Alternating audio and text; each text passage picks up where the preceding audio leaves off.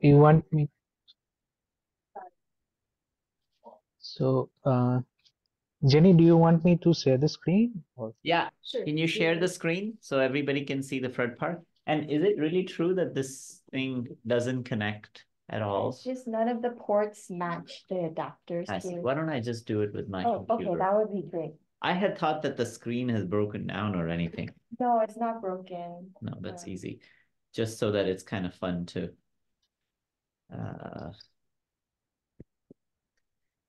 yeah, we can get started. Yeah. So, yeah. Dia, are you here? Yeah, we can hear it, we can see. We're just connecting the screen for a second, but you guys can get started, whosoever. Just walk through the problem. All right, so I guess I can just get started. So our team was basically, it's a very diagnostics-based team. So we were hoping to do something for non-communicable diseases, since a lot of the rapid diagnostics are targeted towards things like COVID, for example. And initially we started basically by thinking about like, oh, can we just the like parts monitoring, like in terms of collect. But then basically Dia spoke with Dr. And then he was basically like, this space is very saturated. There's a lot of different products targeted for this space. So either if we did want to go along that route, we basically have to think about how do we mass basically scale a lot of these products such that they're more affordable. So we were also thinking about some other potential factors like hypertension and ultimately basically Tag brought up this really cool idea about like circulating tumor DNA. So this is the idea of like so normally, right, like when you're considering like within like a cancer of some sort, so you have like the tumor actually start to develop, but much prior to that, you actually have these circulating tumor cells already circulating around your body. And a lot of the current diagnostic tools are looking at how do we capture these individual cells, but that in itself is pretty costly.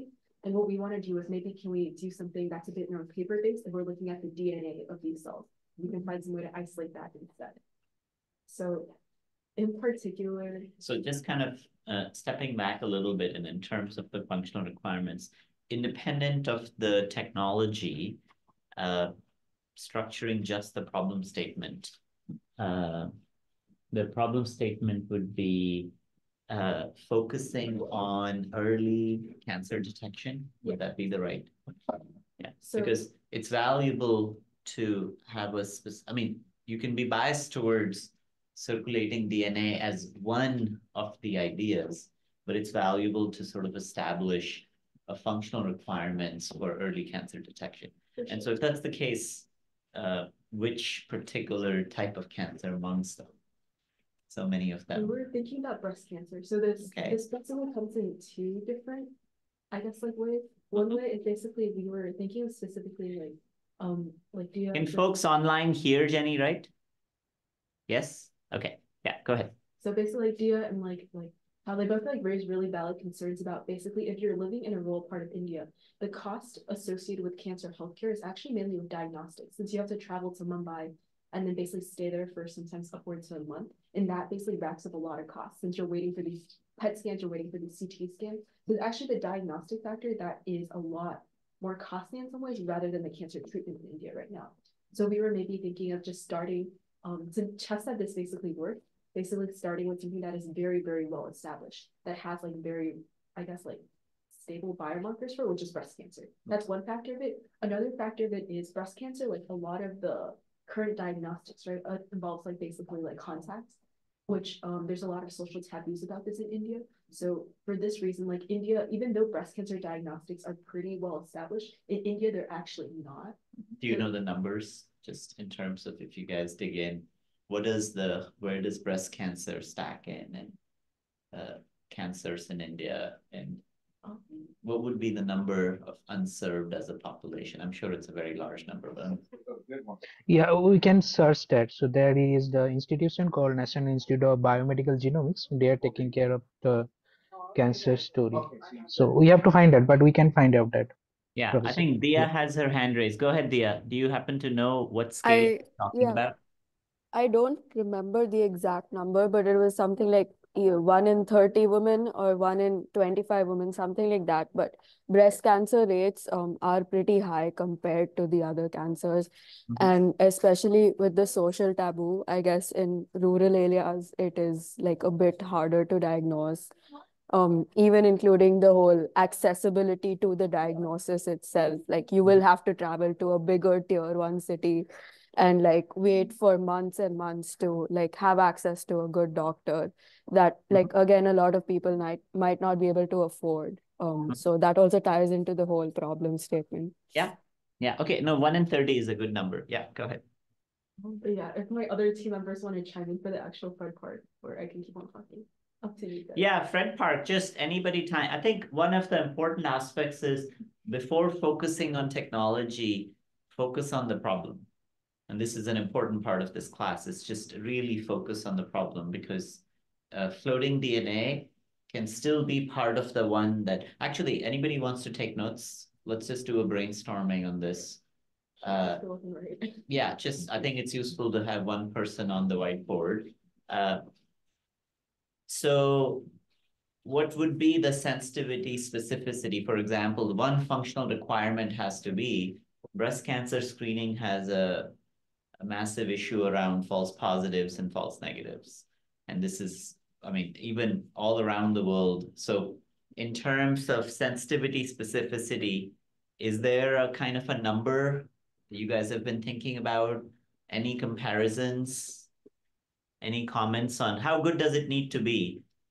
Imagine a magical technology that does this. Does it need to match what people are currently doing in, say, breast imaging? In where would you guys put the ballpark numbers around? I think from our initial searches, some of the sensitivities are around like the 90% range. So ideally we would at least like match that. Match something like that. Okay. And then any other critical functional requirements that we might want to discuss, and then we'll end up choosing circulating DNA as one potential exploration in terms of just brainstorming discussion. But what might the cost of a test like this be? Does anybody know what is the actual cost in India if somebody wants to get breast cancer screening or say an actual test where there is a lump, for example, that's been detected? Do we know any numbers? Go ahead, Dia. This is your team, Dia. You don't have to raise hands. You can just speak and talk. Yeah. This is your time. Yeah. Like from personal experience, like testing and accurate, good quality testing can go up to lakhs. And yeah. Anybody has a conversion for 1 lakh? I'm rusted on my lakhs. 1 lakh in around $1,000, Professor. Got it. Okay, yeah, so $1,200. Yeah, and that's just one single test. Yeah, that's way too high. And the test, the the US number, by the way? consultation, the treatment, everything like put together would be The around US, that how much does it cost in the US? I guess cost in US is monopoly money. Nobody actually knows who makes the money, and the hospitals make money. And in India, is there like public health care, and and so the patient's still responsible for the like most $1,000 for practical matters, patient is responsible for everything essentially. Then what does it mean to have public health care? If you are on the road dying, somebody would take you in and do stuff, but it won't be like, I think especially for cancer care and other things, just the more urgent something is, that public hospitals can handle, and otherwise they just don't even have the capacity. I mean, that's not really true. There are institutions like AIMS and broader institutions in which you can start, but there is a spectrum. It depends on where you are. And I think, we have some practicing doctors in India, Mrinal, and folks can answer around cancer care in rural India. I think, it's a mixed bag. It really depends. Some places has phenomenal rural programs around cancer, while other places just have absolutely nothing. I mean, Miral, does that paint the right picture? I mean, I don't want to, that's kind of my intuition, but Yeah, I only know about this from oral cancer point of view. Yeah. Usually in a tertiary health center, like a tertiary hospital, like in the medical college that we studied from, Trivandrum Medical College, we have the mammogram is we can do that in a low cost. But when it comes to CT and PET scans, it's comparatively cheaper, but you still have to pay. The patient still have to pay. But the rest of the healthcare, like surgery and things and all, it's relatively cheap. Sometimes it's almost free income hospitals, but when it comes to private, it's really costly.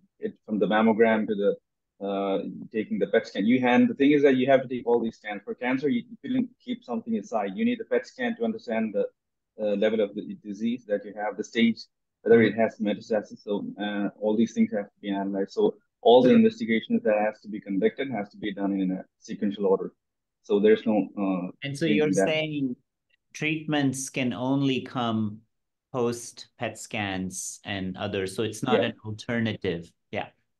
No, but I think if we're able to get something that's cheap, like a home-based test, we can like we do the 23. You can do the 23andMe and get an idea of your lineage, right? You can get an idea of your genetic constitution, right? So if there's something like that, we can use a blood sample, maybe check for like they said, circulating DNA or RNA. That could be a great option. Yeah, and then in terms of, I think just on this, and again, just in general for the team, it's valuable to figure out what is the exact information that you're trying to extract before treatment can begin. So, for certain sets of cancers, you really need to know its genetic markup. You need to really understand. And nowadays, there is a lot of push towards thinking about, but for the first line of treatment, clearly knowing that there is active, and again, the spread and the degree, I'm assuming any test cannot eliminate the role of imaging. So we shouldn't be thinking of this as an elimination of imaging. It's just another layer that fits in this that escalates. But is that a correct assessment that from a treatment point of view, it's not as if any test is eliminating PET scans? Yeah, Ivana. Yes, no, I was going to say that what he was saying, no, that at the end to detect a breast cancer, for instance, you need so many steps, no? Like sometimes the mammogram doesn't detect it, but they say like you should check with an ecography, and then if the ecography detects it, you go to the PET or you go to the CT, no? Like trying to see what does it mean screening for breast cancer, because it can mean like more steps for a person, less for another. And then that sometimes, at least in Europe, it can take like a month before beginning treatment, because they need to know exactly which cancer it is, if it's genetic or not, and to identify which treatment. Yeah, and again, I think I like the idea of choosing breast cancer as a target point, but it's valuable to understand in the landscape, where would that test fit and what would it eliminate, while other sets of things are still necessary. And so, I think from a functional requirements point of view, you have to understand in this landscape, where would be, say, a blood test fit? Would it, yeah. I think our initial idea was just like, ideally, especially in India, that would maybe replace the mammogram. Since because of like the cultural kind of like stigma surrounding it. And then at that point, when it is really established that yes, it's there, then it's there is a kind of a transition, because I guess the hindrance is that you assume you're disease free, and so going to a screen like that is much harder. But if you do know that you're positive or you have something, then there is a set of concern that drives you into the system.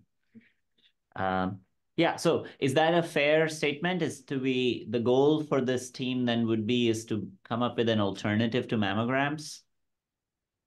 I just want to make sure that you guys commit and say this, because it's important. That's the problem definition then, that you're trying to come up with a better alternative to mammograms in a context like India. Would that be fair? Yeah. She's kind of shaking her head. She's not completely convinced, looks like. I think it's important because this is a massive space, I want you guys to choose a sharp problem. I don't want you to get lost in that space. It is, I think what you just said is a pretty sharp, clean problem. And what's very interesting about it is that it has nothing to do with technology. You could make mammograms cheaper and it won't still make an impact because of a social context, while a blood test will actually propagate. So I like that as a clean statement. It's perfectly okay if you end up finding that, oh, that turned out to be a wrong assumption, because there are other ways of getting them. I don't know, somebody's mic is on. Or is that my echo from a different universe? It was probably me. And yes. Okay, so I think if that was the case, let's just now go through a brainstorming. What can potentially replace mammograms? So just the floor is open. People should list sets of ideas. We're just going with the assumption that one of the goals is that something about mammograms is not working. So we are looking for a similar kind of an information, which is sort of a confirmatory test, but not the final test that gives you all the information around the treatment. Because that's the tricky part. There are other sets of tests in cancer care that are starting to grow, in which whole genome sequencing of the cancer cells is being used to determine treatment, and less reliance on imaging. And maybe that's not the approach that you're after. You are much more after that, okay, this is really a concerning marker, right? Yeah, I think the idea that we were kind of discussing is like, we ideally want to hit like the $1-ish mark if we use a paper-based test. That is. I think this is a car backing up. Oh, but yeah, the idea was basically like if we use like some sort of like a paper-based test. Yeah. I mean, that still gets on the technology. Let's take a step back from there. What do you need to detect? What fluid it needs to be detected in? So there is a lot of liquid biopsies and things like that in blood as markers in blood. So have you guys done a little bit of a literature search to see what is the state of the art in terms of breast cancer markers being detected in blood, for example, for say floating DNA? So that would be the place to start before, yeah.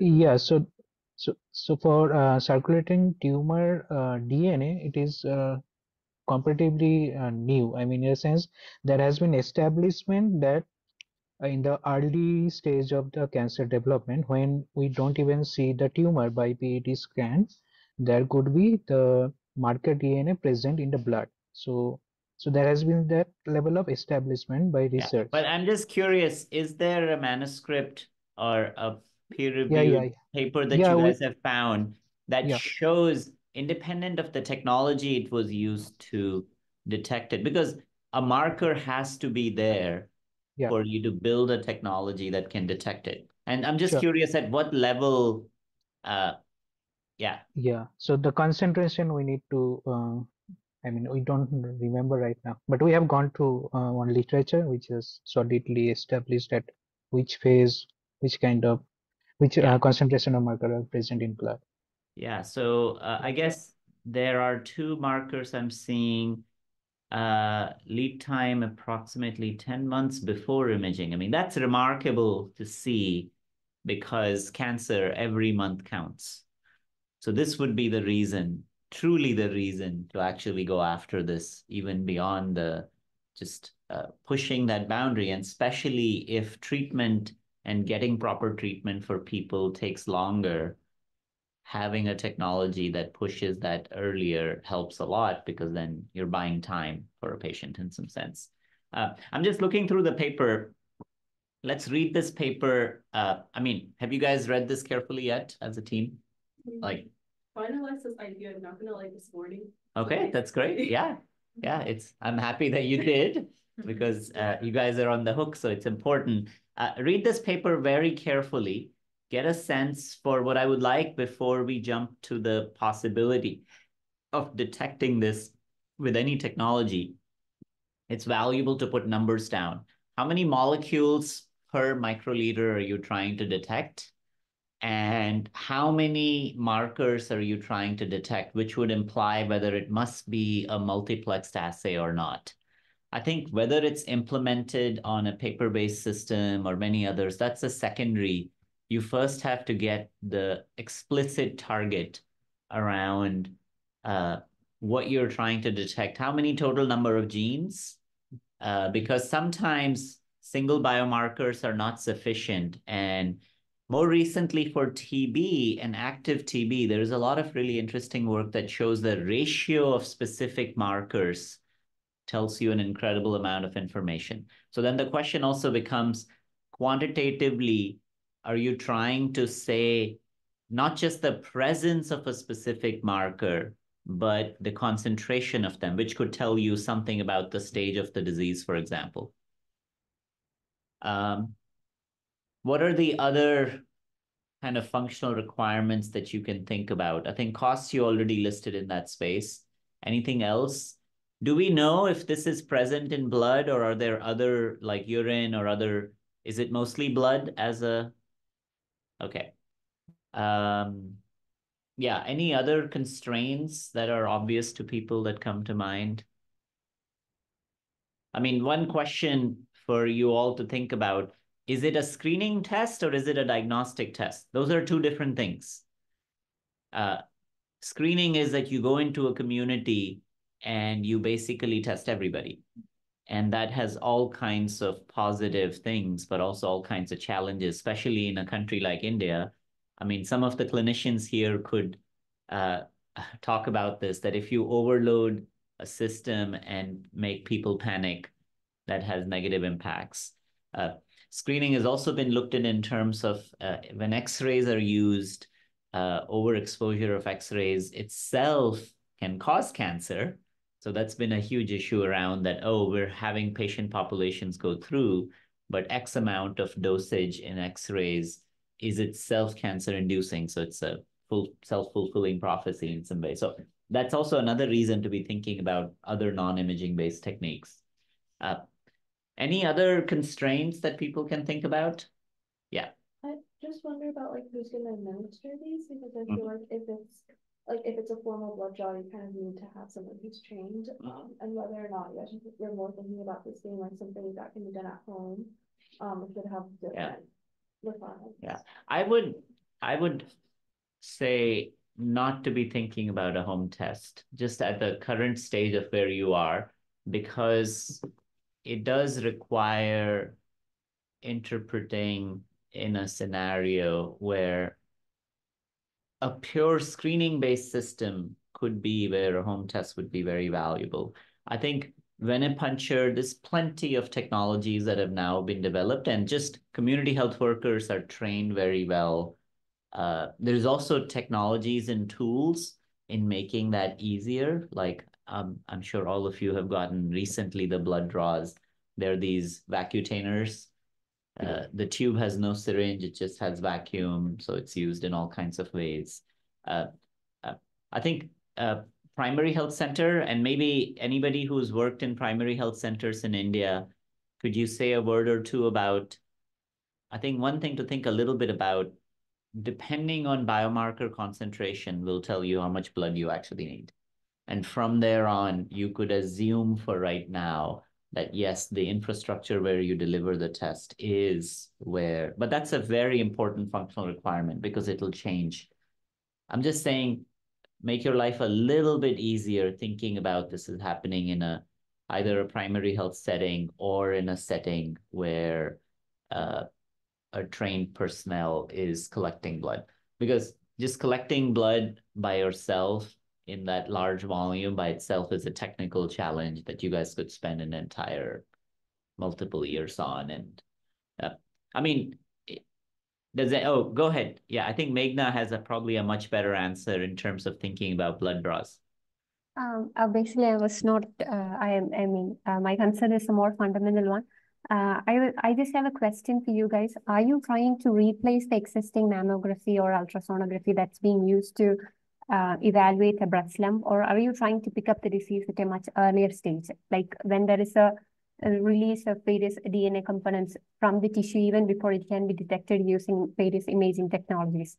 Because the system that exists right now is someone presents with a lump in their breast and they undergo, if they are less than 40, they'll undergo an ultrasonography. If they're more over 40, they'll undergo a mammogram.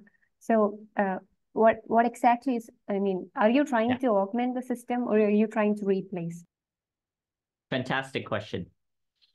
Yeah, so we are not going to replace it. So the idea here is to detect cancer even before the tumor evolves to any kind of imaging system.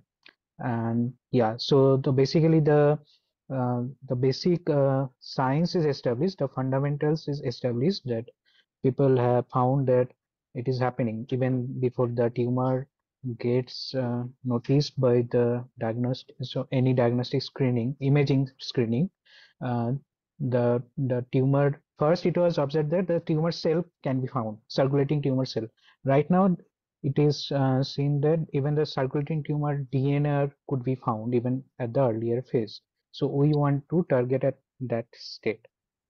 Yeah, and that's the right way of framing the problem, because eventually you want all sets of technologies to come to the table. And, I think, the social context around getting mammograms adopted and done, there's lots of people that have been working and thinking about it. The notion that you buy time is actually very, very valuable. And it has a very clean technical piece to be thinking about, while it might be that once somebody has an information that, wait a second, this is a serious concern, some of the social implications go away because now you actually have a positive test. And then spending time at the hospital is not an optional thing. It actually is almost a requirement. And, there's a lot, you are sort of in the medical system, a lot more information is being provided to you, then you can make a judgment. So I think, yeah, I'm just surprised by looking at that number, the paper that you guys just posted. 10 months is a significant period of time. Although the problem then becomes is if there is no lump and there's no physical, then it must be screening. Then how do you know that I should get a test?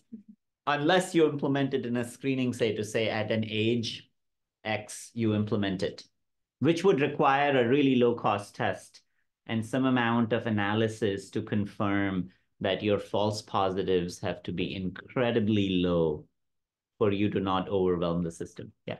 Yes, no, I think also thinking on the age or target person in terms of it's a woman, but what kind of woman is it? Yeah. 40 years old woman, or is it, and what is the average age of breast cancer? And there's a huge problem with younger women not even knowing how to look for breast cancer, no? That supposedly when you go to the gynecologists, they show you, but they don't know. So a lot of people just go when they have a symptom in terms of they feel there's a something. So looking a little bit into that also. Now, I think on the functional requirement side, I would highly suggest to choose an age group. Just because it might be that this biomarker, the biochemistry might turn out that way. Just choose the highest risk population that is not being served.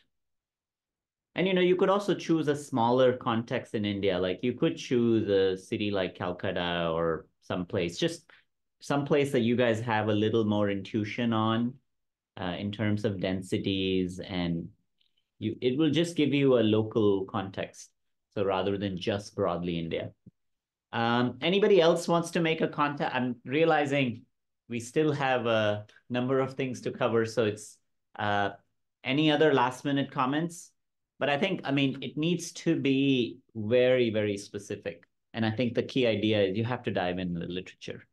Because if you don't dive in the literature of what people have done in this space, and I can already tell you, I've been on a couple of panels now, and NIH has been supporting and funding cancer diagnostics for a while, and more recently, kind of global cancer diagnostics. So it is something that's rising.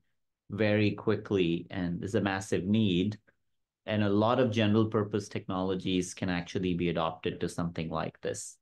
But start somewhere, because so much information is known about this problem that you want to really make sure that you're on top of the literature, because otherwise you would just be working on something that people knew 5 years ago. Okay, any other last minute comments?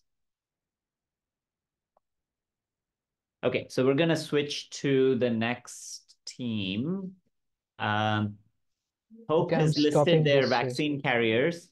I don't know if the team member, I know there was one person. Oh, was that you, Pranaya? Yeah, and Okay, you're on. Rashi, yeah, so Rashi has also joined, but Awesome.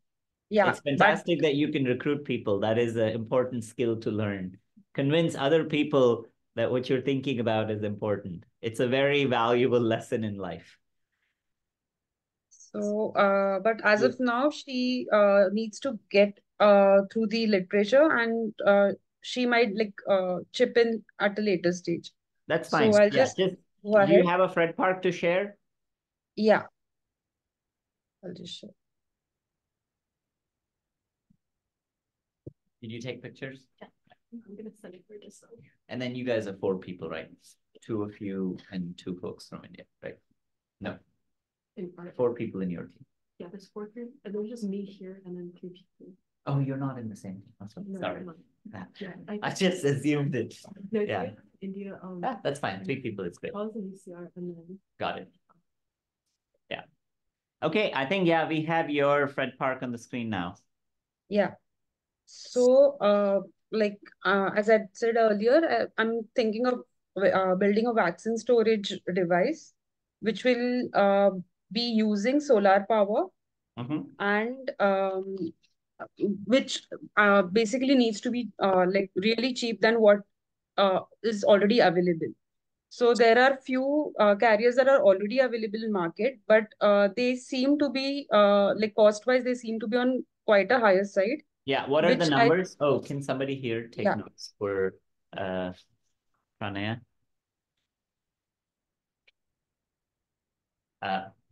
So what are the numbers currently?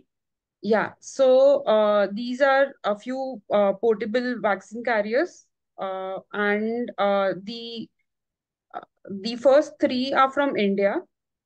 So the Tropicool, which I'm not really sure whether they have cleared any requirements like government or medical requirements, but they are listed it at 27,000 INR. The other 2 are like way too high. The next 2 are I'm not sure from where, but I think they are from European market because the price was listed in euros. And if you convert it into present INR rates, it is 53 and 84,000 each. And the capacity, like they all vary based on the make that has been shown here. Yeah. So in terms of temperature, because vaccine market is evolving very rapidly. What's your functional requirement? Because when you think about mRNA vaccines, that's a pretty interesting one to target. But my intuition was that they need all the way to -80. Do you guys know anybody practically like just mRNA vaccine deployments in a broader context? What has been the functional requirements for that? How low do you need to go? Or I'm assuming you're targeting some number currently. Yeah, so like I actually did think of mRNA vaccine as in particular, but I'll look into it. I was thinking the number that's stuck in my head is a -80 freezer, and that's tough, but would be really valuable. So I would much rather work on a tough problem that's really valuable rather than stuff that we know already there is some amount of headway that people have been made. Although I also know very well that there has been interest in at least trying to get room temperature mRNA vaccines. And that's a different approach to be thinking about this problem rather than actually making a cooler let's flip the problem the other way around and ask, what does a temperature stable mRNA vaccine look like? And again, I'm not saying that's what you should do, but in the functional requirements, you should always do that. Flip the problem to say that, oh, I know I will still end up working on this, but if you were to flip that around, what does what has been done? What is the horizon? Are there threads in that space? I mean, my intuition is that it's just still in general useful. And, Hope in the lab has been working quite a lot on temperature stable reagents. So we know this space quite well in terms of approaches to take. But it's just something that's valuable. And I think you have to make the decision. Are you trying to do -4 Celsius or so, or -80? So I was thinking in range of -22 degrees, like -22 to 0 degrees, because my thought was because that was the kind of temperature that can be attained by a Peltier system, which I was thinking of using. But the thing that you just pointed out, Rashi also had shared a paper saying that vaccines are now, I think, they are kind of mixed in sugar solutions and dried. It seems they get in shape of glass crystals or kind of thing, and suspended in some neutral reagents. But what I thought was that would be too intensive R&D for this particular course, scope. So I was thinking of just sticking to vaccine carriers. The other thing, the other reason for these sticking to these carriers is because we can see that the number of biologics that are increasing as opposed to the chemical medicines for treatment is increasing day by day. And according I think there is a huge value on both sides. One of the challenges around the strategies for making something temperature stable chemically is very specific to that object. It doesn't even translate from one mRNA vaccine to another, while building carriers is a much more general. I mean, there is a lot that's been done in that space, so it's very important that you dug in, but there is still a massive amount of space. I mean, everything from organ donors, there's a lot of space in medicine that we gotta keep. I mean, we have a few doctors who are immediately at hospital. I wonder whether you guys, from a transport point of view, what might exist in primary hospitals eventually, it will all require transport and storage capabilities. And it's not just transport, because eventually when a medicine arrives at a place, until it's delivered, it still needs to be kept. So, you can't just assume that a functional refrigerator exists in a kind of a vaccine delivery facility, for example. Right. So other thing is that is of concern is insulation system that needs to be put in place. So if we have to take care of the cost of the carriers, I have to really think about what insulation system that can be used. There is literature talking about natural fibers such as cotton and wool, but I'm not really sure of the efficacy, the efficiency of these systems. Yeah, very simple to measure, because you can build a test platform, put an electronic thermometer, and just massively measure. I think this is something that you guys should immediately start doing on the analysis side. Just on the insulation, I want to bring up something that, at least as a lab, we have been interested in, and we are exploring this extensively right now, is there has been a massive rise in low-cost manufacturing of vacuum linings for coffee cups. I don't know if you guys have seen those cups. Most of the thermoses that you now carry are double line, and the insulation is literally vacuum. That used to be a very costly technology, and that manufacturing has suddenly dropped down. So we've been thinking quite a lot about, for some of the things that we are doing, utilizing them, and it's just a really interesting space. because at some point of time, maybe I'll see if I can find how those things are made. So how vacuum sealed coffee cups are made. And you'll see this,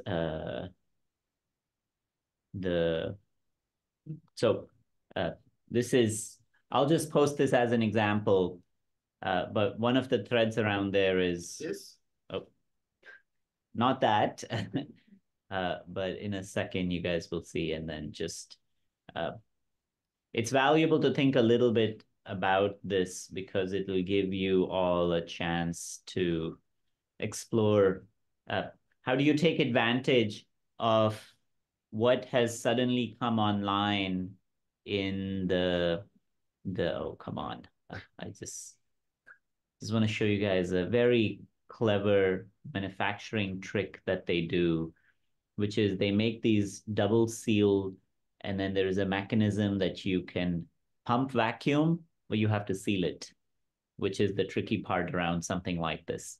So you can see that that's not sealed yet, but if you pump vacuum out of it, how do you seal it?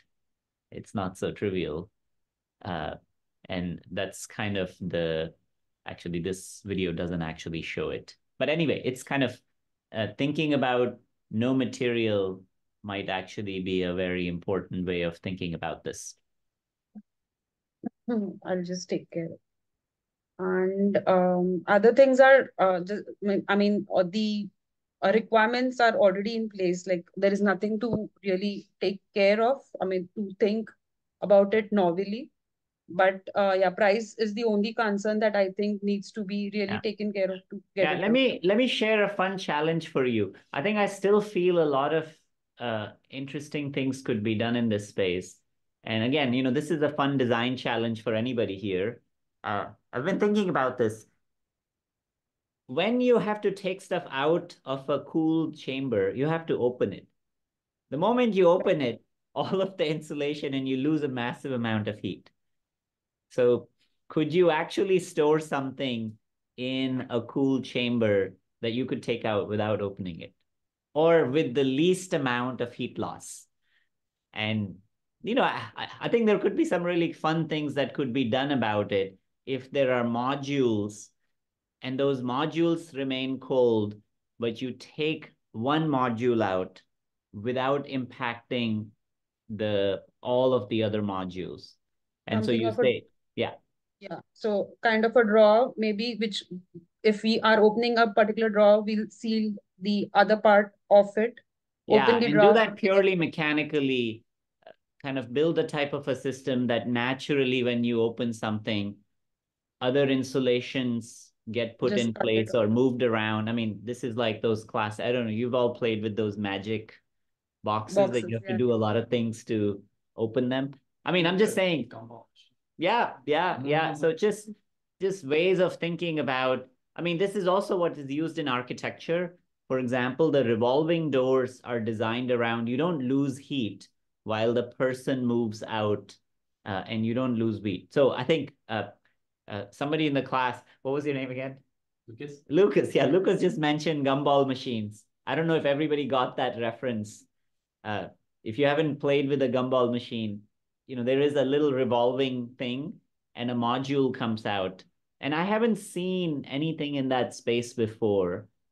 Would be a phenomenal thing to build and demonstrate, because this is a huge issue. The moment you open, you end up losing. And again, especially you end up in situations where you cannot guarantee power. You can cool it, but you can't guarantee power. And so when you have intermittent power loss, you end up in this situation. You still need to open it, but you need to keep the cooling as passively contained itself as well. And I think this should be a very important aspect of your functional requirement is, could you also know, and again, this has been resolved. Lots of people have worked on this. Now there are these thermochromic tapes that can detect if the temperature, purely using just some very simple chemistry, if the temperature fell below a certain point, they will detect it And when the temperature cools back up again, they will not change their state. Do you see what I mean? Yeah, so stickers, yeah, there are Yeah. available stickers. Yeah, but the sticker is not reporting current temperature, but memorizing if you ever were exposed to a lower temperature. Because one of the problems with vaccines is you keep giving people vaccines. If it actually denatured, it should not be delivered or given. Right. And you guys should check what is known. I mean, I know people had been thinking about it for a while. Is there a product in that space that's already there? Because that sort of opens up a little bit of a safety margin that, okay, we can be a little more risky. And Meghna, go ahead. Actually, vaccines have a vaccine vial monitor that changes color if there is a, denaturation happening. So you can, when you take out the vial, you can immediately identify if it's denatured or damaged. Yeah. Is that true? Is that true for all vaccines, or is that only for certain formulations that could work? I see your point. You're saying rather than packaging, it can also be implemented in the vaccine itself. I was just curious whether that's adaptable to all vaccines. I'm not sure of that, but vaccines do have a sticker called vaccine vial monitor. Yeah. Okay. Oh, so you're also mentioning the same thing. It's the sticker. I thought for a second you said the vaccine itself changes color. No, that's the sticker on the label and it changes color and you can identify. Yeah. Yeah. So I mean, once you're just incorporating something like that, and that gives you this notion of, oh, we will be able to handle power cuts, because it is possible that, you don't get to dictate when the battery dies, and the battery will die because you are shipping something X distance. It was designed for X distance, but lots of things go wrong, and whatever you have loaded, you don't get. So I think a little bit on those margins to really make sure that you could actually work on a module that could be incorporated by even current conventional. What I'm trying to say is, if you break this vaccine carrier problem into subsections, working on one of those subsections might actually be very useful, because that could be adopted by a broader group. Oh, go ahead, Meghna. Yeah, I think it would be great if we can add in a time element to the functional requirements, because how long can the vaccine carrier maintain the required temperature? That's going to be a concern. Yeah. Yeah. So I like, for the same reason, we are like, I was thinking of using a Peltier system with the solar power, but if and when there is no sun, like solar energy around, I was thinking of using a dynamo, that is which is used with a cycle light. So with attaching that kind of a mechanism to in addition to a solar cell might work out even at a cheaper rate, and anyone can know how to use it. So yeah, I think you have to do the numbers though, to just what is the power consumption of a Peltier. I can see in certain sets of scenarios that's valuable, but it might also be that really good insulation will actually take you quite far. That it will be capable of handling intermittent no power, primarily because of really good insulations. And again, the less number of moving parts you have, the better exactly. I have a sense that yes, it's on paper it's possible, but you should really do the numbers to see whether that's viable. Just because. So by actually, even by numbers, like looking at what is available, how much power they consume, and what kind of power can be given by a solar cell, it looks doable. But I'm really not sure when we really get into it whether that will be possible or not. So we have to. I mean, I'm trying to procure things to see whether it is a very simple thing for you is, thermal simulations are very, very straightforward to set up. There's lots of online tools. For folks that are interested in one of the lab sessions, we can run a COMSOL training session, which allows you to set up a very simple problem and run simulations. So, I think the thermal is a very easy one to run. It'll tell you for different material properties, what does that look like? What is the volume that you can actually cool? Just getting some intuition around it is useful. I think repairability would be a fun one. Like imagine wherever a refrigerator is repaired, if you could get it locally repaired. I've seen way too many vaccine coolers dumped outside hospitals because nobody can repair them. While refrigerators, everybody repairs. Like every aspect of a refrigerator is repairable. So it's kind of an interesting scenario. And again, Peltier makes that situation a little better, but thinking a little bit about what does that actually mean? And especially looking at the ones that have been deployed at larger scale, where are they being currently repaired? Because this is a public health infrastructure. So you're not talking about 1 or 2 coolers. You're talking about 1 million coolers just look at the number of vaccines India delivers per month. Do some numbers around that. See what percentage of those vaccines actually require cold chain and estimate how many vaccine coolers do we actually need to deliver vaccines at scale. So it'll give you a much kind of a broader perspective around what does the economy around it looks like. Okay, I'm gonna switch topics again. I'm not seeing, the next on the list is low-cost X-rays, but I'm not seeing our friend Pranav or Pavan, not Pranav. Pranav is a student in my lab. So since Pavan is not here as yet, which is okay, he's been here all the time, we'll switch to the next one, and then we'll come back to low-cost X-rays. On the list there, it says biomimicry, which is not a problem. It's an approach. So I don't know which team is, does it represent, is there anybody on the call or here that's in that team? I think they're probably not. Okay, so I'll move to the next one. I see detect antibiotics.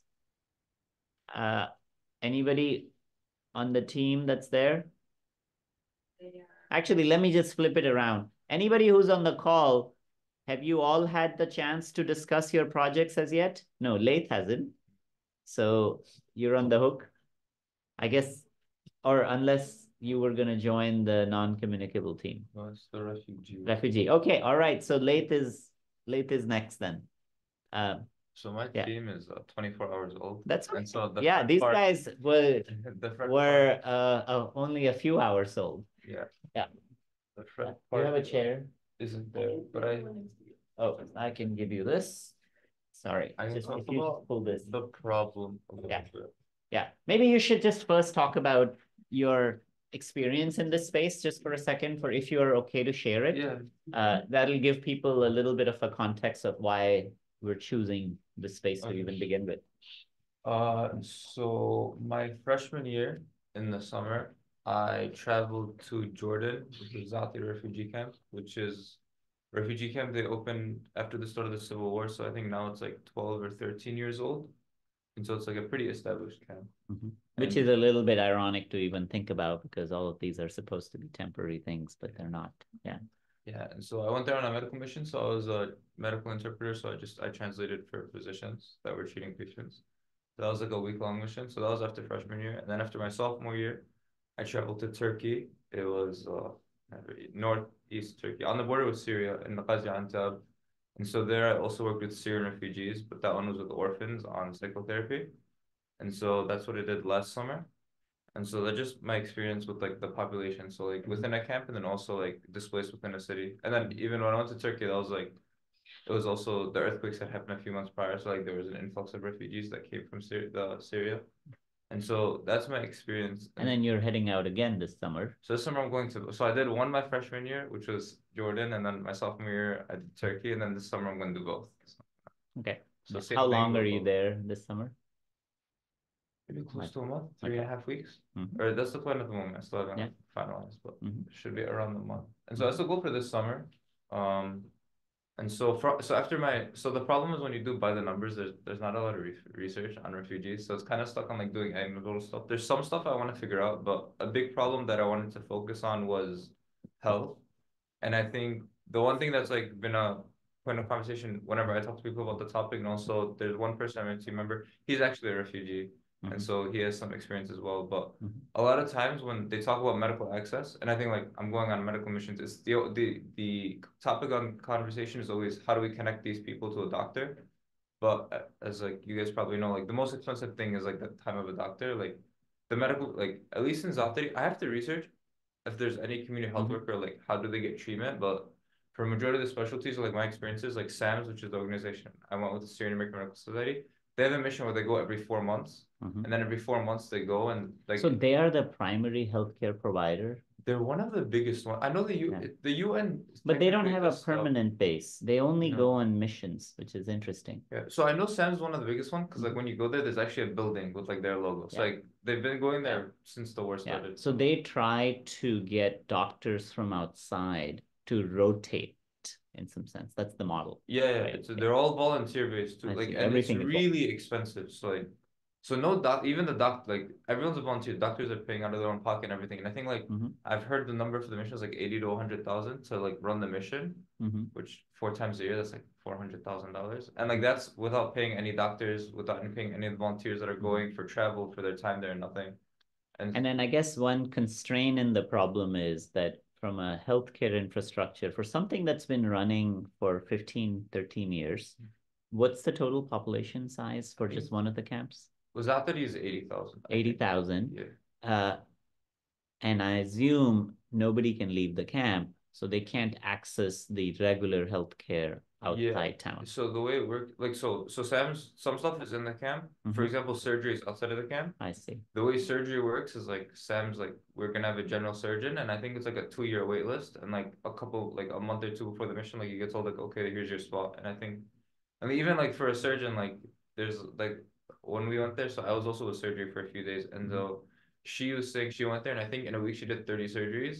And she's like, in the US, that would have taken her like half the year, would have been 30 surgeries. So, like, they're doing more work that like, or like, I was also with dermatology, and like, I think in one day, so we were 2 rooms. I saw 36, the other room saw like 25. So you saw like 60 patients in a span of like, we got there at like 9-ish. They kick us out at like 2:45 because we have to go back 3. So like, you're seeing a tremendous amount of people. Like for dermatology, I remember one day, so I was at 36, which I was like, I've seen so many people. And then, because it's just nonstop. And like the way we did it is like, they just want to see as many people as possible. So we had 2 rooms. And so like, I wasn't even translating at that point. Like, he'd be like, he'd go to the other room, and then I'd bring in the patient. I'd ask them what their problem was, take the history, everything. He'd come to me, like by the time like we had seen enough patients, like, okay, it's this medicine, I'll go to the other room. And like the other room would have done the same thing. So like, I wasn't even translating it, just like, how do we maximize what's your problem and how do we fix it? And then I remember them telling us like, okay, there's 10 minutes left. I was like, and then I was like, okay, we'll just see like who's left. He's like, there's a line of 200 people outside. Like, you're not gonna see everyone. I was like, we'll see as many as we can, and then they just send you home. And there's people like, I think we get told like we get there at like 9, and like they'll show up at like 7, 8, 7 a.m. Some of them say crazy numbers. The people running at the camp say that they're lying. I don't know, but they're just waiting there, and then like they get to the end of the day, like we can't see you, and they just are stuck going home. So just in that space, what struck me with, I think there is systematic sets of challenges in this, but the fact that you brought dermatology and then just the need because I can imagine like the technical solutions that are coming online now on dermatology from an imaging point of view are tremendous. Yeah. So I mean, I'm not suggesting that we only focus on dermatology, but it does find like I think that's one of our. Okay, so I mean, it struck me that you said, and again, this is a very dry environment, very close quarters. There's all kinds of other kind of context around what sets of services are even available to people, hygiene related issues. So I could see a space where, because I think it's valuable to choose a very specific problem while keeping the eye on the bigger problem. But there is a lot of systematic thing that needs to be done in that space, while you have to say, what can we do and deliver now, while we don't wait for somebody to say we're going to do a systematic approach. Yeah, I guess that's a really broad and obviously very impactful problem. So were you looking to, like, for example, when people go to get these medical treatments done, are they all already diagnosed? Like, are you looking to quicken the time of diagnosis or This is the treatment? first time they're seeing a diagnosis. doctor. Okay. So you're trying, like, what you're trying to do is like quicken the time of both of them? Like, is that your main? Also just broaden access. So basically because of all the tapes, Yeah. so most solutions are like how do we connect them to a doctor, but I don't think that's scalable or feasible at larger scale. So the other way, if like you can't get a doctor to treat them, is you have to find a way to get them to treat themselves. You can't do that for everything. Like for example, like when I was there was like a family that came in with scabies. Like if you have scabies, you have to see a doctor. But like I think No, like I think triage in the right direction is still incredibly valuable. Like for like I think like I was trying to find a paper for by the numbers, and I think there's something where it's like maybe 60% or 50% have eczema. And then like when I was there, it was closer to 70%. Like every other person had eczema. And like when they come in, it's like, oh, my entire family. And like the craziest thing is like if I told you eczema, it's like you do a Google search, you click the first link with Mayo Clinic, it tells you the symptoms, it shows you a picture and tells you how to treat it. And then I'm sitting there with like some kid is like 2 years old and obviously he has eczema. And like I look at it and I know my first I get. And then his mom is there crying and she's explaining to me how like she can't do anything and like her son is itching, her like baby is itching himself till he bleeds. And they have no idea what's going on. And it's not that they don't have a phone. Like the thing is, the way it works in the camp is like there's a UN. It's like a blue booklet where like you have to put all their medical information, like how you treat them, and they all have a phone number. And there is Wi-Fi in the camp. So like, so what's the cell phone penetration, by the way, just in general, every 100%? Everyone has a number that we have to put down. Like if it's a, I don't know if it's a flip phone or like a smartphone, but like they all have a number at least per household. Yeah. No, I mean I think dermatology would be a phenomenal problem to focus on. What I love about this as an approach is that I think your lived experience there and the time there gives you this context, but then eventually this is a much larger problem, as I was mentioning to you, because we have a mentor in our team and we're starting to think about the Rohingya camp, both on the health side and also on the energy side of that story. So it'd actually be very interesting to map that your intuition around dermatology turns out to be true in a larger context itself. And again, it is the first place from a diagnosis point of view where I feel comfortable that image-based solution very simply could scale. So I was talking to Abdullah, who's my friend, who he should be coming tomorrow. Okay. So he just couldn't make it today. But so the urging, so like when I went my freshman year, like and I was going back to summer, like before I took this class, like my thought was like if you make like a mini brochure or like some manual where like this is the symptom, like basically you take the Mayo Clinic thing and you just make it culturally accessible. But I was just build an informational context around but then was researching and actually we thought the hardest part would be like we were like what if you created like an AI data set where like you take an image, it reminded me of Plectoscope, like the classifier. And like you don't need high tech, like if they have if we're assuming they have a phone, they have Wi-Fi, like if they can take a picture. Beautiful work that's been done on even on this campus around image-based dermatology. And so there is a ton to build upon. So it's basically like if you can take a picture and then another thing is if you can take a picture and then it diagnose it, and then if it's treatable, you can treat it. If it's something you really need a doctor for, like that's another thing. But like if we're assuming, let's say, I think there's been studies I've seen before, like 50 to 60% of the diseases are like they're not life-threatening, like you could treat them, like that's a big percentage that you can kind of treat. And so we're like one thing is the one problem with dermatology is on the skin, and then obviously women, it's if they're not Muslim, it's a super conservative place. If they are Muslim, they don't show anything. So like it's hard enough like when I'm there translating, and it's a doctor, like it's allowed in their religion, but like they still don't want to like show the doctor, right? So like it's not like I'm going behind the curtain like translating from like behind the wall. If they even approve, some of them will just like they're like if you have to see it, I'm out. And so, like, how do you get them to send a picture on? Like, we were saying WhatsApp is something that, like... No, but that's a solved problem. Like, there is, on the medical side, tons of systems have been built that are completely private to an extent that even that image is not seen, if you but do it's like, computationally processed. Exactly, that was kind of the thought process. And I think, just building that in the system is very important from a cultural point of view. Exactly. And so that, I mean, again, kind of going back to functional requirements, it would be phenomenal to choose this as a framework, choose dermatology as a subspace, and then write down your explicit sets of functional requirements. I think cell phone-based imaging on skin lesions is it's a massive space. a ton of tools already exist on the ML side of the story. I looked at Stanford actually. I was Googling. I think skin cancer has been the one that they have done. I was gonna say, like, they have 570 images, but it's specifically for biopsies. Yeah, but that's because they're tackling a different problem. Being able to build a database for more common problems is actually much more interesting in the perspective because they are also treatable.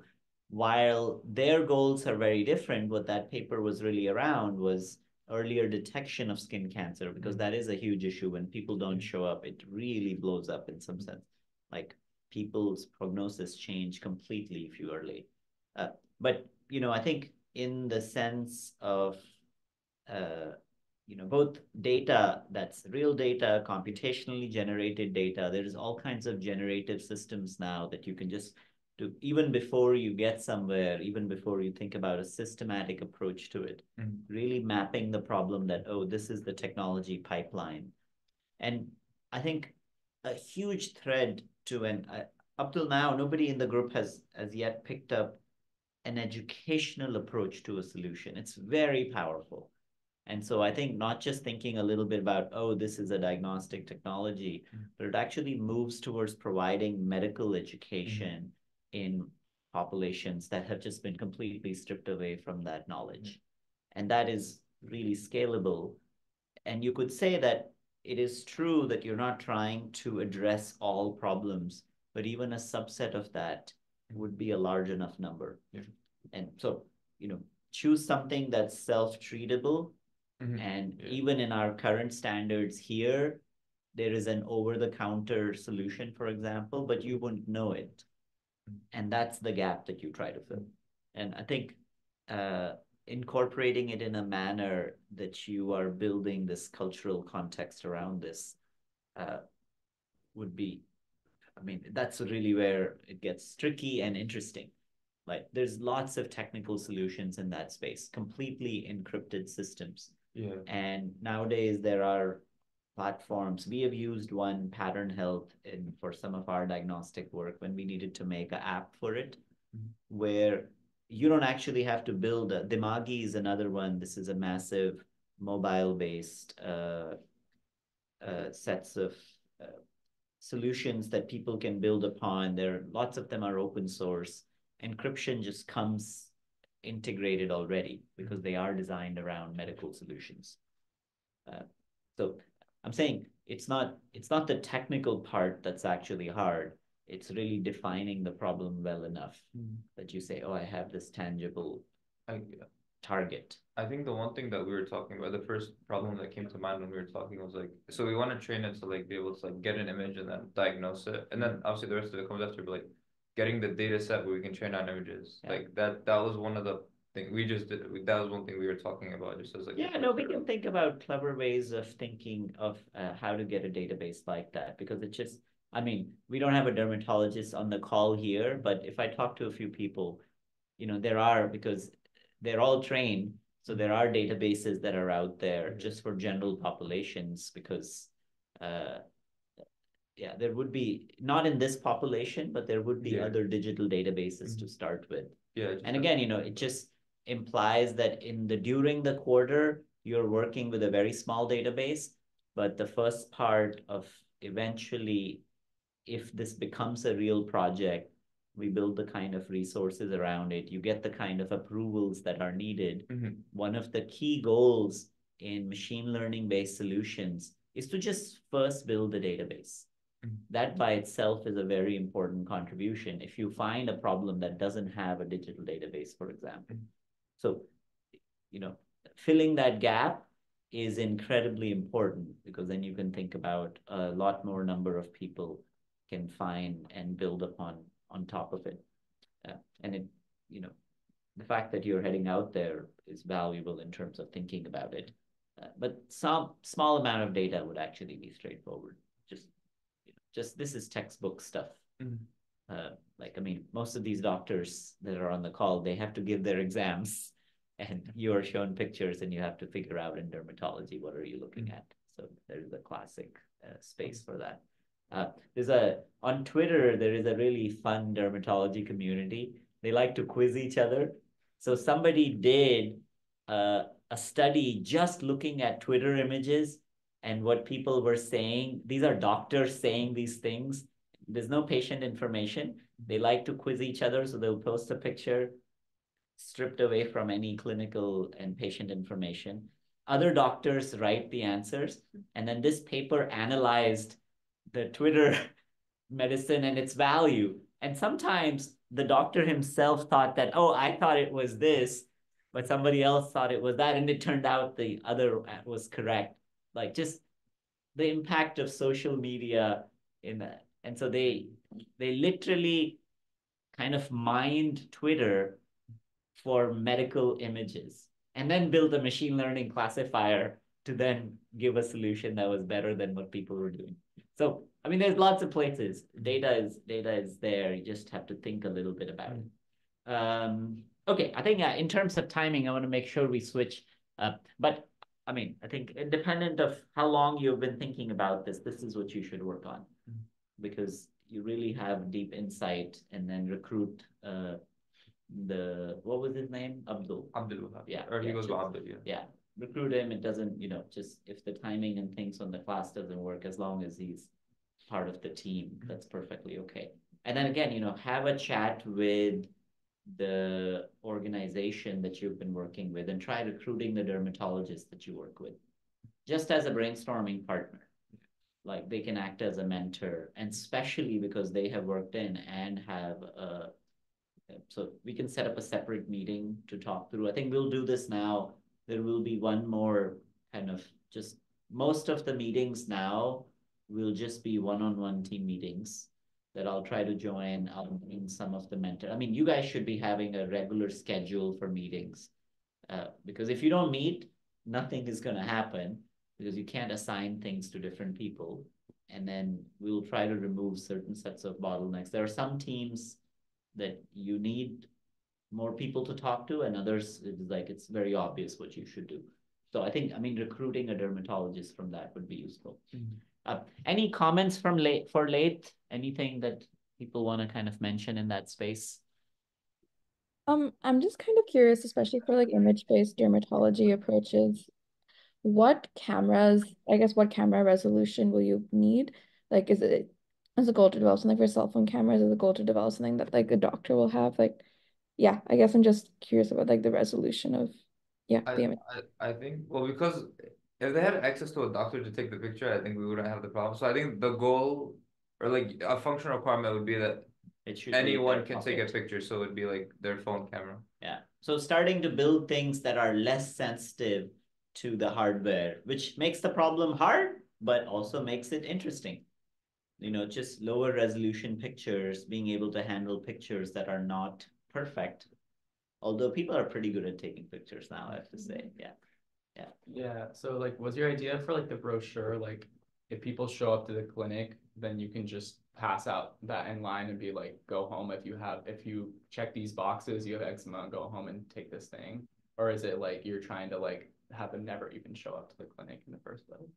Well, I think as a start, they're gonna show up. I feel like even I don't know if they're in line and they've been there for like 4 hours, I don't know if they'll leave, but it's more of like if they show up, like let's say they show up and I tell them, okay, your kid has eczema, and like you give them whatever the treatment, like they got that initial one, but like if you give them a brochure, and ideally I don't know if a brochure, like I've gotten brochures and I've just thrown them out. It's like the medium was something that I was like thinking about, but just getting into it, like maybe in the future, like maybe it's not this mission, but in 4 months, if their eczema come back, like they know how to treat it, like it's not a problem that arises. Or like one way of thinking a little bit, it's educational campaigns are not one touch or one point campaigns. This is really a broader educational thread around how do you bring broader medical knowledge to communities. Even when they don't have a condition, it's valuable, because then if it's being seen so commonly, so, if TV is what people watch for entertainment, like what are the other places where you can have people's attention,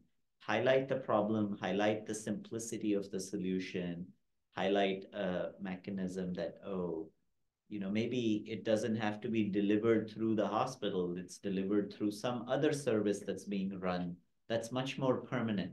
I think this whole idea of, I know this is where we are stuck currently, but this idea of very tempered, like just people only come for this short period of time to deliver. It's a very tough one. So we have to move the problems that could be treated easily away because it'll open up the bandwidth for the critical things as well. So this is a double-edged, so it's valuable, but it doesn't have to be a hard, I mean, it could be some other infrastructure, like pharmacy. Does a pharmacy exist which just hands out things for certain things like headache or fever? There's a pharmacy. Right. So if there is a farm, that would be a pretty nice place that if you offload that to a pharmacist, then you really do have a conversation. But at that same time, there is a campaign that's built around the information side of that story. And again, it is that can be key part of you can focus either on the technical side of the story or literally that if it's so damn obvious to every human being when they look at it, then it might be that the challenge is now making sure that people are trained to just do this. And then there is no digital, there is no machine telling you whether you have it. I just don't know. I have to look at the problem to say which banner it might fall. And really the dermatologist is the one. Like, would they recommend people self-treating themselves in the US? Just as a high bar, I'm not saying that's the bar that has to apply, but would a dermatologist recommend that, oh, this is something that you can just do? Like, is that what Mayo Clinic basically recommends essentially? I think so. It just says put lotion on. Like even in the camps, like if it's a bed and a flare up, and like it's like let's say that it's cracked or they're bleeding, they get a topical steroid. But even that used for like 2 to 3 weeks, and then after that, just maintenance. Like you just use they just tell you Vaseline is the best thing to put on it, and just put Vaseline always. I see. Like that's all the different. And I'm assuming the prevalence is just coming from hot, dry. Okay. Yeah. And it might be that in that process, you end up also just finding that, oh, there are other subtle problems too that, just in this process get detected, which turned out was not, just lots of, do we know what's the numbers and rates in Middle East in terms of just skin cancers? It's because the UV dosage is so high overall. Are there statistics or? I haven't looked into Yeah, it might be a peripheral problem, but it might turn out that you build an infrastructure for this, but that infrastructure could then be ported for a higher problem, which doesn't have a simple solution, but does require you to catch early. Like, just the UV dosage should point to this idea that there should be higher numbers. But I don't know. I've never looked at yeah, you should do that. It'll give you a broader perspective around what other problems in dermatology you could crack if you crack this one first. Okay. Let's see. I'm seeing antibiotic. Is there anybody in the team that hasn't had the chance to talk about their problem? I'm not seeing a hand here. Awesome. Yes, perfect. Okay. Yes. You did last week, right? Yeah. Okay, so everybody's all set at this point with their projects. So what we'll end up just doing is a couple of things. The dynamics of your team is going to drive whether you succeed. And, I think one of the important things is you guys should internally set meeting times. I can open up the class times itself as some of the meeting times. I'm going to use some of the classes for covering some material that I want to cover, but other times as just one-on-one time with teams. And everything from now onwards is really just focused on your projects. That's what matters at the end of the day in the end, right? Because anything that you learn should be just very specifically targeted to projects. There are certain sets of threads in terms of materials. So you guys should start making certain aspects. If there are certain sets of things you need access to, certain kinds of capabilities, certain kinds of people to talk to, this would be the time to start documenting them on their Discord. I'm not saying we can get all of those things, but it's valuable that if I know that I can figure out is like, oh, here is a person very quickly to talk to. Here is a very straightforward way to make what you're trying to make. And I think, now we are far beyond, not just in the functional requirements and the list of ideas. We're now in that analysis column. So to make a decision whether something works or not, you have to do something. And that doing either involves building stuff, simulating stuff, doing calculations. If you can define very clearly what needs to be done, then it's fairly easy to get you the resources to actually do it. And the hard part is converting. You have a vague set of ideas of what you want to do, but you have to convert it into physical things that you can do at this moment that help you answer the questions.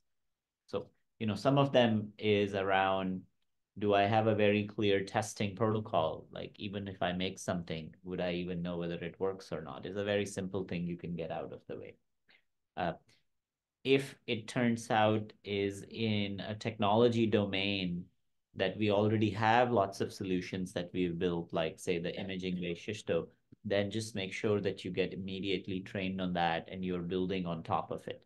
It's fantastic sometimes to build on top of solutions, because then you're building a layer, making that tool accessible in a completely new space, while you don't have to do all the groundwork for making it to that point. So it's valuable. I mean, in terms of, for example, if it turns out these are biomarkers, you all have seen certain aspects of what we have done on the SnapDX side. It would be a pretty straightforward thing to think about.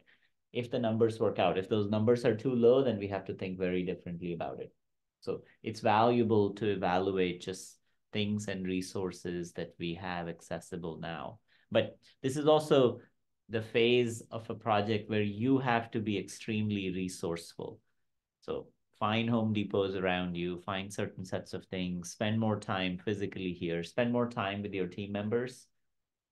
Because again, this is a type of a class that's driven by your motivations to cracking a problem. There's nothing I can do that will get you to feel like, oh, I so deeply care about this. I want this to happen. And so now a lot of that lies on your shoulders. For the people that I see that drive in, I'm going to spend more time with them just because they're showing up. They're knocking on my door all the time. They're like, no, we need this. Then we're going to try it. So it's just, if you don't show up to us and you don't knock at our door, I don't know what's happening. I don't know what you need. And so I can't be that useful. And just, this is also true for TAs. There's a ton of people and resources and mentors we have in our network, but I'm always looking for people to make sure that once you show the drive, then I feel like it's good use of their time too, because they're also in the field trying to do stuff and make change. And so I think there is that balance. So now Discord really becomes this kind of one place, and then the class really becomes the time where we come to the class and we list what every team needs right now. Like, what is your highest priority? And then we just individually, I assign people, or we just go through and just make sure, like, okay, this is what we should do. Or we change your priorities. Like, you thought that was the priority, but maybe there is another higher priority. Like, maybe for you, the highest priority is dig in the literature, get to a point of just what database is accessible and available. And so every team should have that. And then there's a little bit of also kind of a divide and conquer approach. So delegate and assign sets of things. There are certain sets of people that are closer to the problem. So get them, like the bags, like the fact that you guys have access to a manufacturer in India, that's pretty awesome. You could say, okay, what else? What are the other medically rated products? What are the other related glues that might be accessible? What does that actually look like? So try delegating things amongst each other, which is also relevant from a geography point of view. Because, and again, is there a specific time you guys meet as teams in general? That's sometimes useful for me to know. You can collectively agree and post that time on Discord. That way, if I'm available, I'm happy to just jump in. I don't have to be in those meetings because I'm not going to be driving this anymore. But if Hope, Rusha is like, oh, it's very important to have a chat with this team. Just if you have found a regular time, it could just literally be the class time because you've all carved out this time itself. But I think share the methodology or how you guys are working as a team, because that'll help a lot. That'll get you into a little bit of a rhythm that you don't think about this just before you're about to come into class and I'm about to ask, how is the project going? Like there is a continuous thing, at least for the, how many weeks do we have left actually? We have 3 weeks left? What? Did you guys just hear that? We only have 3 weeks left? Okay, let's do this. Yeah, I think if it's 3 weeks, let's convert all class time into just project time. That wouldn't make any other sense. So just everybody is just working in those times. Make sure that any of your team members are actually coming and engaged. It's very important. So do tell them that it's effectively now is the time. I know there are 2 teams that I need to give some things today. Is there anybody else that needs something urgently from me? Did we figure out that flow sensor yet? No. Okay, let me search. Are you sure it's offsite or did you ping Hong Chuan?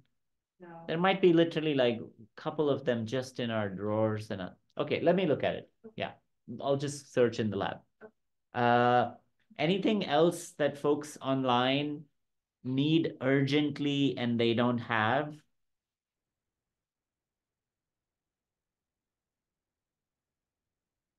No, I'm not.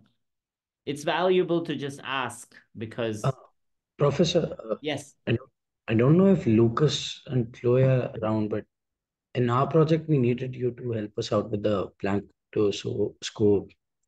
And Oh yeah, Lucas is right here. I'm just Yeah. doing a training right after this. all right. So, Yeah, would it be and then possible to keep it on Zoom, bro? we'll keep it on Zoom. Yeah, I'll just do it here. Yeah. Yeah, because that way, actually, Hope, have you given them, do we have a store of Shishto eggs? We do. Do you want to just bring them? Let's just image them today. Yeah.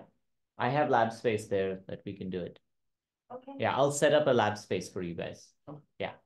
Yeah. Why don't you just bring a vial? Yeah. Do you know what temperature they're stored at? Yeah, they're all fixed. It's okay. Yeah. Don't bring the whole vial. Just do a few. I just want to do imaging so you guys can see what eggs actually look like. Okay. You haven't seen them before, right? No. Okay, this is exciting. I mean, you've seen pictures. Seen pictures. Yeah, Okay. let's see the egg. And it's also, they might be damaged and other things. Yeah.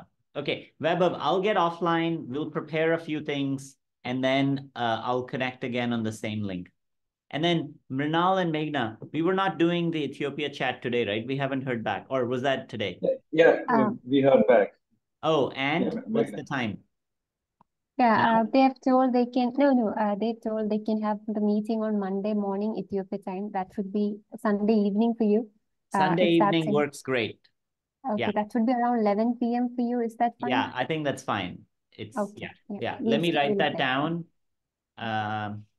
And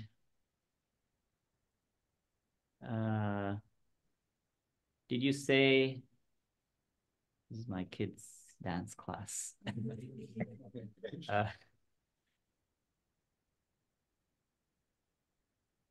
Except they don't actually learn much in the class, I have to say. I was disappointed a little bit that most of the time they just sit and chat with each other. And I was like, what? We learn more dancing and going to a wedding in one day than what they do in their class. Anyway. Okay, yeah, 11 o'clock Sunday works, p.m. 11 p.m. Yeah. Yeah, 11 p.m. Yeah. Okay. And then you can just ping me to let me know who's joining from their side. That way I'll have a little bit of a context. Sure. So, Manu, how we get in touch with you? I have your WhatsApp number, but I think. Oh, just email. Send me an email with the Zoom. Yeah. And then you also have my WhatsApp number, so you can just send me a Zoom link on that.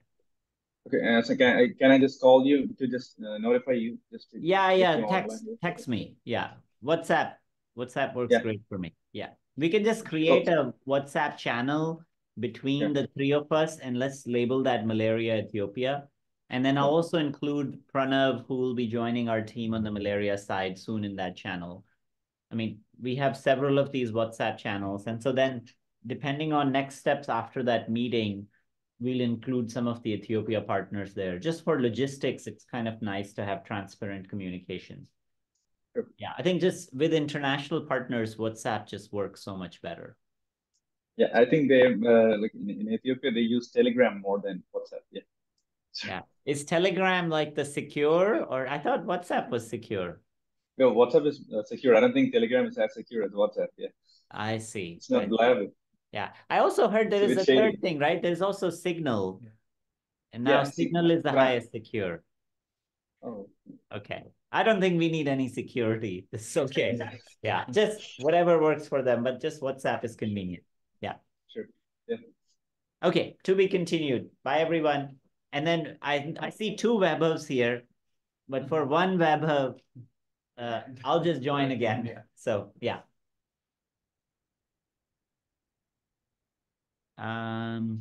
Okay. So just the 2 teams, right? Oh no, somebody also needs the flow sensor. Yeah. Why don't you get Shishto eggs? I'll set up the machine over there. Let's just, you guys trained on the second microscope there? The regular squid? No, at the camp, when you came to the pop-up. Yeah, they didn't, Nobody near, okay. they weren't like